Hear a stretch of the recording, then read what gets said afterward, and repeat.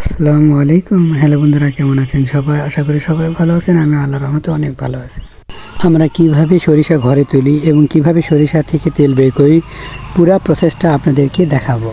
আমরা প্রথমেই সরিষা বীজগুলোকে জমিতে রোপণ করি বা ছিটিয়ে থাকি। তখন এখান থেকে গাছ হওয়ার পর এরকম ফুল হয়, আপনারা সবাই এটা জানেন।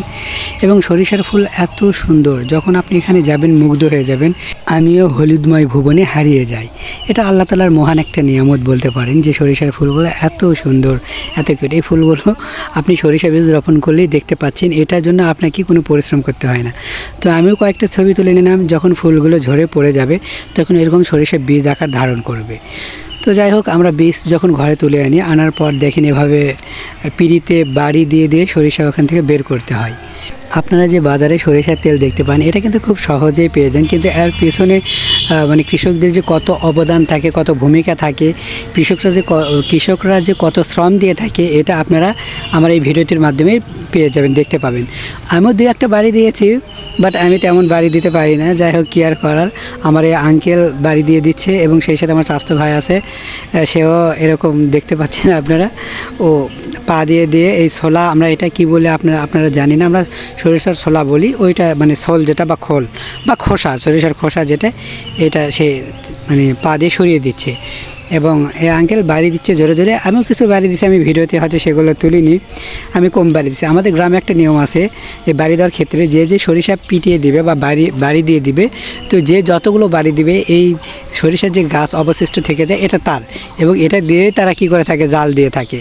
তো যাই হোক, সরিষা তারপরে এইটা কিন্তু বাড়ি দেওয়ার পর যখন আমরা বিক্রি করি অথবা চাতালে নিয়ে আসার পরে এরকম শুকাই রোদে ভালো মতো শুকাতে হবে। কারণ যদি আপনি ভেজা ভেজা থাকে, তাহলে সরিষা যখন আপনি এটা মেলে নিয়ে যাবেন তখন এর তেল ভালো হবে না। কিন্তু যদি আপনি কড়া রোদে শুকান তাহলে ভালো হবে। সরিষার ফুল যেটা ঢ্যাপা বলা হয়, ঢ্যাপা সরিষায় কিন্তু এটা হলুদ আকার হয়ে থাকে। ঢ্যাপা মানে যেটা আমরা বলি হাইব্রিড বা বিদেশি এরকম, এবং যেটা ব্ল্যাক কালার বা কালো কালার, এটা হলো দেশি হয়ে থাকে, এবং বিদেশিও এরকম হয়ে থাকে। তবে দেশিটা কালো হয় এবং এর ঘ্রাণটা অনেক ভালো হয়। দেশি ফুলটা অনেক হয়, দেশি ফুলটা অনেক ছোটো হয়। তো যাই হোক, আমি হাতে নিয়ে এগুলো দেখছি যে সরিষা হয়েছে কি না। আপনাদের আলসা কৃষক দেখতেই পাচ্ছেন। তো দেখি না, প্রায় হওয়ার মধ্যে, এটা কিন্তু একটা চাতাল, এই চাতালে প্রায় শয়ে মন সরিষা শুকানো হয় রোদে। তো আমরা যেহেতু গ্রাম থেকে গ্রামে শুকানোর সমস্যা, আমরা চাতালে নিয়ে আসার পর এটা শুকানোর পর আপনি বিক্রি করেও দিতে পারেন অথবা এর থেকে তেলও নিয়ে আসতে পারেন। তো আমরা ওখান থেকে মিলে আসি। এটা হলো মিল, যে মিল দেখেন এখানে সরিষা বের করা হয়। এই যে দেখতে পাচ্ছেন, এখান থেকে সরিষার খোলগুলো বের হচ্ছে, কত স্মুথলি পড়ছে ধীরে ধীরে আর কি। খুব মানে এটা আমাকে খুব ভালো লাগে। আর একটা ঘ্রাণ, একটা ঝাঁজ থাকে, যে ঝাঁজ যদি আপনাদের সর্দি লেগে থাকে ভালো হয়ে যাবে। যে সরিষার তেল পড়ছে, এটা কিন্তু পরে মানে ছাঁকনি বা ফিল্টারে দেওয়া হয়, দিলে সরিষার তেলের যে একটা সুন্দর কালার, সুন্দর একটা ঘ্রাণ, এটা চলে আসে। আপনি এর মধ্যে গিয়ে মানে যদি আপনার সহ্য ক্ষমতা কম থাকে, এরকম সরিষা একটা ঝাঁজ হয়, এটা যদি আপনি সহ্য করতে না পারেন তাহলে বেশিক্ষণ থাকতে পারবেন না, এর মধ্যে একটা গরম হয়। আর আমাদের যেটা গ্রামের মানুষ, আমাদের অভ্যাস হয়ে গেছে, তাই আমাদের জন্য এটা আহামরি কঠিন কিছু নয়। আর এই যে দেখছেন একটা গোল রাউন্ডের মতো এটা ঘুরতেছে, এটা কিন্তু সরিষা দেওয়া রয়েছে। এই সরিষাটা ঘুরে ঘুরে এটা ধীরে ধীরে খোল আকার ধারণ করবে। এটা কিন্তু অনেক লম্বা, দেখেন আপনি, এটা অনেক বড়। এখানে এই যে এই মেলেতে প্রায় রাত দিন ডিউটি, মানে সবাই মিলে ডিউটি করে, 8 ঘন্টা করে ডিউটি হয়। এই যে একের পর এক লোকজন চেঞ্জ হয়। তো যাই হোক, এটা যখন ঘোরে আমার তো অনেক ভয় লাগে, কারণ এর ভিতরে অনেক শব্দ হয়। আমার মনে হয় যে কোথায় থেকে ফিতা ছিঁড়ে আসবে বা কোথায় থেকে এসে যদি না জানি ক্ষতি হয়। আসলে কিন্তু বন্ধুরা কোনো ক্ষতি হবে না বা হবে না, একটু মনে সাহস রাখতে হবে। এখানে কিন্তু সাহস যদি আপনি না নিয়ে যান তাহলে আপনি ভয় পেয়ে যাবেন। আর যদি সাহস থাকে যে এগুলো কিছু হবে না, কারণ এখানে তো মানুষজন এখানে কাজ করতেছে, বা দেখেন যে আমাদের মতো মানুষজন, তারা কিন্তু কোনো ভয় করছে না, এবং তারা মেশিনে হাত দিচ্ছে, এবং তাদের মনে হয় কোনো ভয় নেই। তাদের শব্দ দূষণ তাদের কানে মনে হয় আসেই না, এবং এই যে মেশিনের আওয়াজটা মনে হয় তারা এটা উপলব্ধি করে না। এরকম তাদের যেহেতু অভ্যাস হয়ে গেছে, অভ্যাস মানুষের দাস, এটা আমরা সবাই জানি। দেখেন উনি হাত দিচ্ছে, এটাতে কিন্তু হালকা প্রায় গরম আছে। তো যাই হোক, যেহেতু গরম আছে আমি আর হাত দিইনি ভয়ে।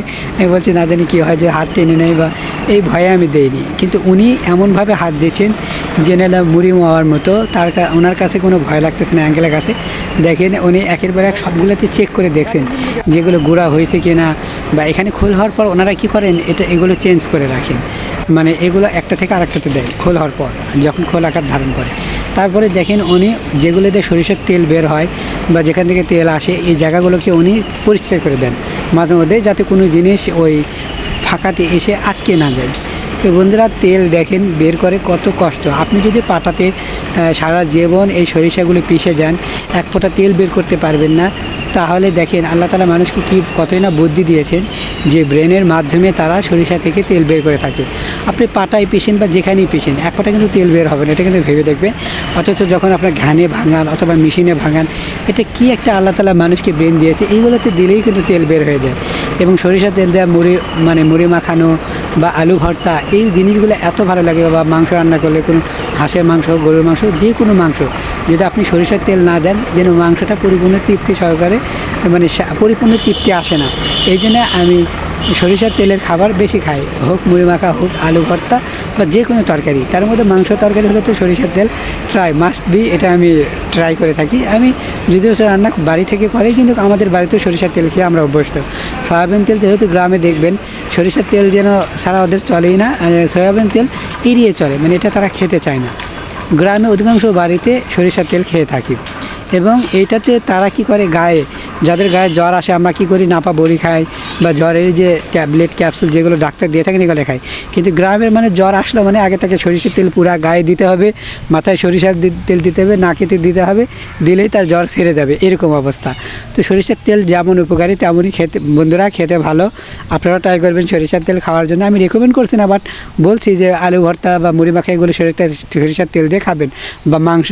বন্ধুরা, আজকে এখানে বিদায়। আল্লাহ হাফেজ, ভালো থাকবেন।